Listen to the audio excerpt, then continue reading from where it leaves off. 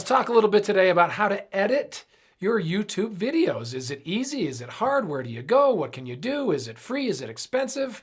Nate will probably talk about some of those things right now. Yeah, and we mentioned YouTube specifically because a lot of people are asking, how do YouTubers edit their videos? And in this video, we're going to look at it in a complete different way than you've seen anywhere else.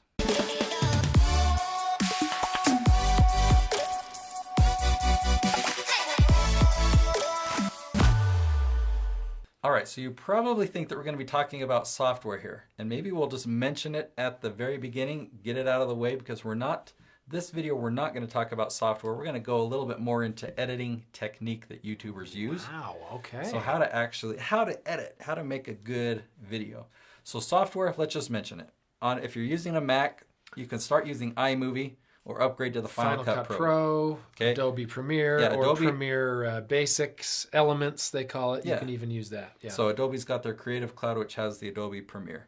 That's what you use. That's what YouTubers use. They either use Final Cut Pro or they use Adobe Premiere. Okay. Now that we got that out of the way, let's jump into some specifics. And what I recommend, you've heard me give this recommendation before, kind of do your research, find what other people are doing, study other examples. So we're going to dive in and study some examples right here. I've got YouTube up, obviously. One of my favorite vlogs is called Less Junk, More Journey.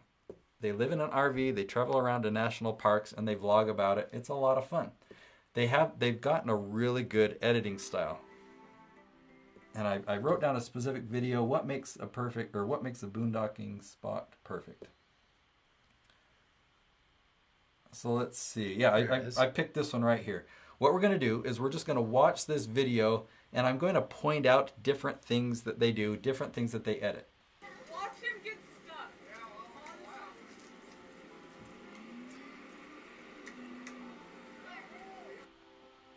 Okay, so now we're watching slow motion. We went to a different clip. We hear some music in the background. Different clip, slow motion. Different clip. Oh, it jumped. Are these their kids? Zoomed in. Ooh, zoomed in more. The girl with the pink boots. That's their daughter. The other kids must be fellow travelers. It shows an airplane in the sky. Another airplane. Another airplane. Notice how on the beat is when it changes, the beat of the music. It's slow motion.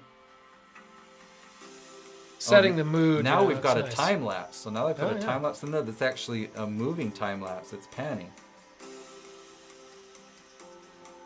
So how much time has gone by? We're about 55 seconds. Yeah. So this is kind of all. So what makes a boondocking spot?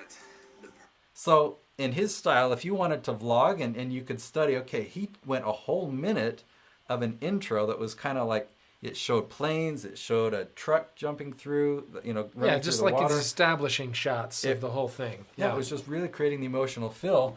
So what I do when I watch episodes, I can't turn this off. I think, how did they do this? Oh, they had a camera here. Oh, they moved a different camera here. Oh, ooh, they did a time lapse. They did a slow motion. And so that's what I recommend that you do is you watch YouTubers that you like, study how are they editing this, and think about how did they actually do this. Oh, they used a drone to film this shot. Or if you're watching, let's actually, I'm going to go to another example. Let's go to Casey Neistat. Now, while you're going there, let me just ask about these people. Are they at a point now where they are using a professional editing team somewhere offshore? Do they bring along professional photogs with them? They've thought about it, but they do all the filming, they do all the editing themselves. So they do it all right there in their RV. These are friends of mine, actually. I've met them there. Right, no, I know, and I mean, so that's part of their. That's just part of their day. Is they shoot their stuff, they create their story, and then they post it all themselves. Mm-hmm. Okay. Yeah, and this has become their full-time career, their full-time living is vlogging about their adventures. Mm-hmm. And that's why I use them as an example because they've really refined. I followed them for a while and their style has just gotten better and better. They must be sort of young because he still has very dark eyelashes. That's very admirable. Because the older you get, they fade away. Is that true? I didn't know that. Of course they do. Oh yeah, yours will be invisible soon. All right, I'm going to show you another example from Casey Neistat. And while I'm talking about Casey, he does a lot of shots where it will show him walking into the room. But as you're watching videos like that, you think, you know what? He had to go and hit record, leave the room, and then walk back in, and then come and grab the camera. Right. And so just study, you know, when you see people, when you see videos like this on YouTube, think about how they filmed it and how they edited it. Okay, the video that I put down here was the very best smartwatch, right here. So let's just watch the first bit of this and we'll comment along the way. You could hit this thing with a hammer and not break it. Okay, he's got kind of a new, longer video logo, so we'll skip ahead. Ready? Okay, so just one comment. Obviously the video is about a smartwatch, so he made sure to put a clip at the beginning, kind of an epic thing. He's going to hit something with the hammer, but then we didn't get to see what happened, so that kind of hooks us in. He put in his video logo, and now it's just him playing around in his studio. We got some music. On today's episode of Tech Review Tuesday, we're going to be asked... He obviously had this set up, and the lighting is meant for where he's at right now. But then he went, okay, I'm going to set it up, get it all lined up where I'm at, and then I'm going to back up and play on my whatever, hoverboard. Whatever, thing, yeah. One simple question, which is, which smartwatch is the best smartwatch? He obviously put all 4 of those on in advance. Okay, now we're seeing a time lapse of the New York City skyline with a smartwatch. Oh, another skyline, Empire State Building with the blurry. So he jumped in a little bit. Another time lapse. And now he's back in here. So he took some other shots that he edited in between. He kind of cut this one, you know, apart, pieced in the other elements there. So all I'm trying to say, these aren't, not that these are the perfect examples of how to edit videos, but that's my recommendation, is to learn how to edit videos and how do YouTubers edit their videos. We'll just study them.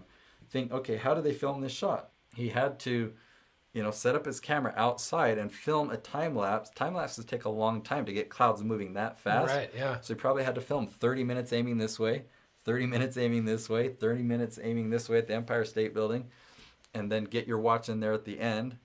And he had to plan all that, you know, and so if there's a style of video that you want to create, you've really got to take it apart piece by piece and study how they did it, and then just practice doing it yourself. And you know, the one thing that strikes me every time we watch these is that this is, if you're serious about being a YouTuber professionally, full-time, it really is a full-time job.